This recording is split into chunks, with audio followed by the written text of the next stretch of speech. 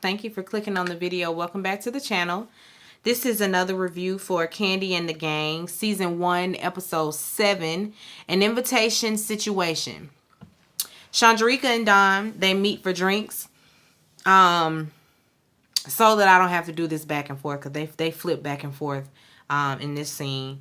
Chandrika and Dom Unique, they meet for drinks. And Brandon, Patrick, and Torrin, they also have drinks at Brandon's house. And so over there with Chandrika and Dom Unique, of course she fills her in on what was happening at the OLG with Kandi and Todd, finding out that she was the one running around there saying what she said. Excuse me. She tells her about the camera and about there being audio as well, and so they can hear everything and they can see everything. Brandon, Patrick, and Torrin, they're having drinks, and Patrick ends up rehiring Torrin for the housewarming. He like, okay, don't be trying to mess up my brand, because I don't do last minute. I don't do thrown together, but we gonna figure it out. Brandon tells them about Kandi and Todd catching Chandrika on the Ring camera, and he also tells them about him and Dom Unique being caught kissing on the camera. Patrick say he fraternizes all the time. He ain't worried about it. This is what we do at the OLG. Hell, Kandi and Todd, they was fraternizing when he was working at working for Real Housewives of Atlanta. That's what we do. Patrick ain't worried. They talking about the housewarming, and oh no, wait. Before that, when Brandon is telling them about he and Dom Unique being caught, he gonna try to throw it at them like, well, one of us has to leave. No, you got to go. Stop making it seem like she the one that need to leave. You need to leave, Brandon. You are the manager. You need to go. So stop trying to make it seem like there's this option there for me. Might be her, might be me, and we. No, it's you. It's you that's gotta go. It's you. You and only you. Dom Unique doing the same thing, sitting up over there with Chandrika. One of us has to go. No, girl. He gotta go. He gotta go. Anyway, Brandon and Patrick, they talk about having a family and all of that. They both Torrin and Brandon like, a family? Boy, you too young. You need to get your life together. Get it together first. Talking about marrying her. Talking about having a baby. Did you put a ring on it? Now let's start there. Patrick talking about we might make some shake. Shut up. Cause good and damn well you ain't thought about ring the first. So please. Just please. Anyway. It's flooding at the OLG once again. Something is backed up, and they got a plumbing issue. Don Juan and Philip, they in there on their hands and knees trying to clean. Just really in there doing handiwork, trying to figure it out, while Brandon over there fool la line. Shout out to Funky Dineva. While he over there playing around on his phone, kikiing and sniggling and giggling, with the customers. It's like, what is Brandon doing? Philip say he's reliable. He shows up. But once he gets there, it's like, what is he doing? What is he going to do? He don't do nothing.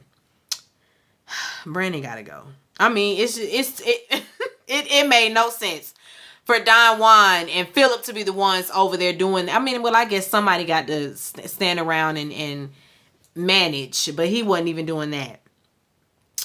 Patrick, he on the phone calling everybody. He called Mama Joyce, Aunt Bertha, Aunt Nora. He trying to get them all over there to Kandi's house to do a dessert cook-off. It's gonna be a little competition, so he wants to see them all down at Kandi's house so they can judge who has the best dessert, who has the best cake. Chandrika, Torrin, and Brian, they go wig shopping. Brian in there pretending to be Nora and them. He got them down pat. Go on and give Brian a role, okay? He did a pretty good job acting out Mama Joyce and Aunt Nora and Aunt Bertha. Anyway, while they're there, Torrin done took it upon himself to invite Chandrika to the housewarming, talking about just come and support me in my event. Now, wait a minute. This is not your event. Now, you helped organize and decorate, and you set the place up, but it ain't your event to be inviting anybody. And Chandrika shouldn't have taken the invitation. It's like, now, girl, you knew better. I would have told Torin, no, I'm not coming around there. That's crazy, because she has reservations. She knows that it's inappropriate, or, like, that's just not cool. Y'all had a thing. It's just tacky. And so sever ties, and y'all don't need to be hanging around one another. You got to work together, whatever. But outside of that, girl, you already knew you shouldn't have rolled up on there. Oh, and rolled up to that housewarming party. And Torin, you shouldn't have invited her. Anyway, we got the dessert competition. Kandi, Melvin, and Patrick are judging, and Todd say he gonna be the referee. So Aunt Nora, she made a coconut cake. She said because all the church members asked for it. Mama Joyce made an angel food cake, but she made it with pineapples. And meringue. She said people like to use whipped cream, and they don't like to make meringue. So she said I got to make that. No, not meringue. She makes the whipped topping. My mama does that too when she makes banana pudding. And if you're not making your whipped topping and just getting whipped cream, keep it. Keep it, okay? Keep it. Homemade whipped cream around here. Anyway, Bertha, she made a regular old pound cake. She said it was quicker. Now, we got the vote, and it was 3 votes for Mama Joyce's cake, and so she won. Nora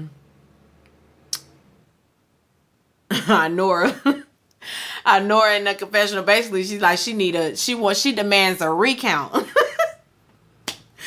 She demands a recount on that. Hold on, y'all. Kandi and Todd, they surprised the OLG, with their new menu item. Since the votes were unanimous, they put Mama Joyce's angel food cake on the menu, and so, but with strawberries, because Melvin made a note of that. He was like, I like it, but maybe not with the pineapples. I would have preferred strawberries. So it's the strawberry version of her angel food cake. So that's what's on the menu. They was excited about that. Brandon and Dom, they meet at the pet store. They got to bicker about the housewarming party. It got to create some form of drama between them. After all of that, he just decides, okay, cool, we're gonna go together, because the disagreement was whether or not they were gonna show up to the party together. I didn't realize this wasn't in here. Hold on, y'all. Okay, I had to put the mic in. So yeah, they decided that they're going to go to the party together. Brian, he drops by Torin's house. He has, a few egg rolls in hand. Torin asked him to sponsor a few egg rolls for the party. We need all the food we can get. And so, he'll oblige. He ain't trying to do it for free, because Torin done asked him to do it for free. He ain't trying to do it for free, but he gonna do it.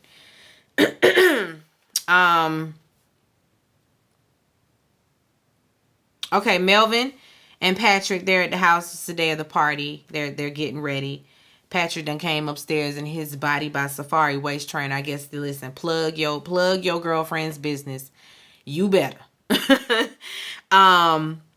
Anyway, Torin gets there to set up. Ain't no furniture nowhere. Patrick keeps saying he don't want nobody sitting on his couch. I don't want nobody sitting their butts on my couch. What? What's the point of the couch? The couch is not just for you. It's for seating in the home, especially if you have guests over. Like, you need to have somewhere for the people to sit. You want people to sit on the floor? Anyway, Chandrika and Dominique talk before the party. Chandrika say they going, they gonna meet at the OLG before the party to pregame. So she gonna see Dominique at the at OLG before the party. They have the party's about to start. OLG gets there early, of course. They come bearing gifts. They got comforter sets and all of that. Patrick asking them if they like the ambiance. Y'all like the ambiance? Y'all see the ambiance? I said not ambiance. Ambiance. I'm gonna need you to know it's ambiance. Ambiance. Trying to sound all sophisticated.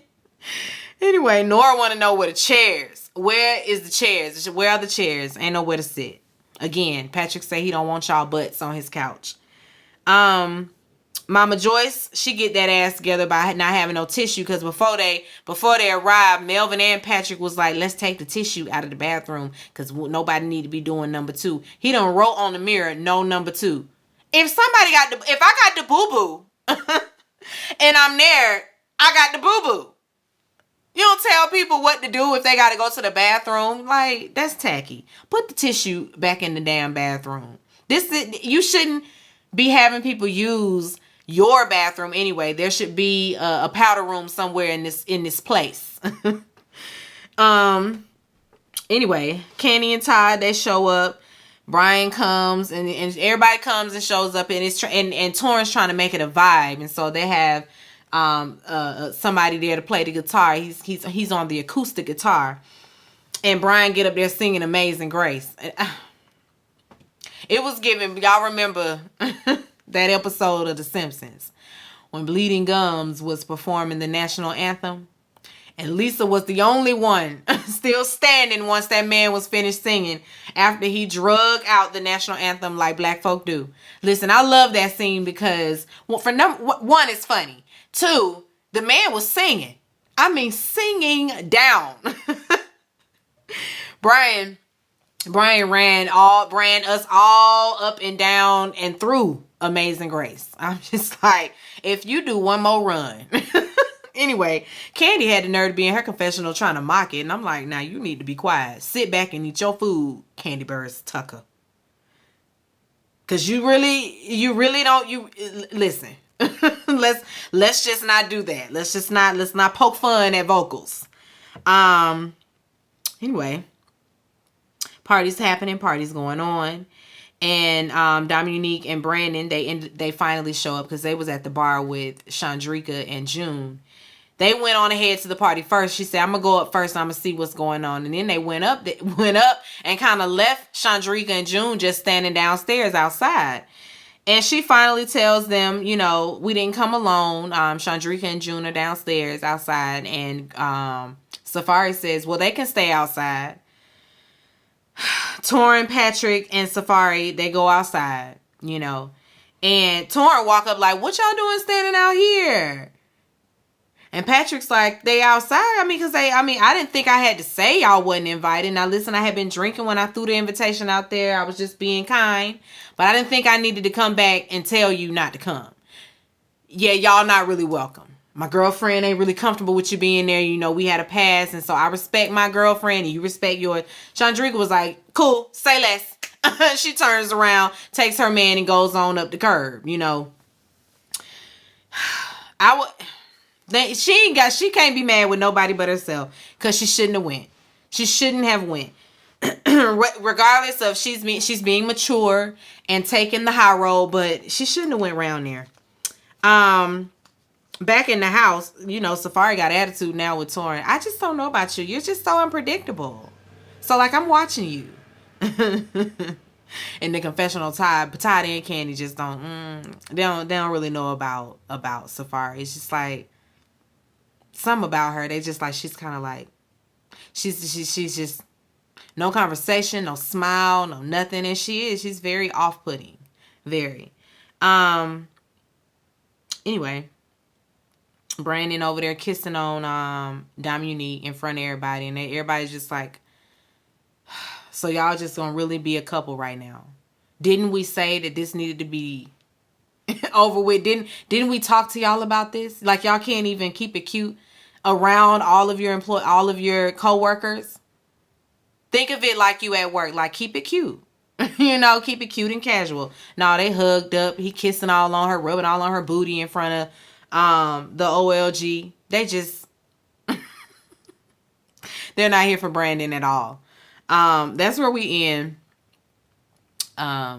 This episode was kind of like we was gearing up for this lackluster housewarming, because it was very lackluster. Y'all could have kept it. Anyway, be sure to rate, comment, and subscribe to the channel. It's Call Me Busby, and I'll chat with you later. Peace and light.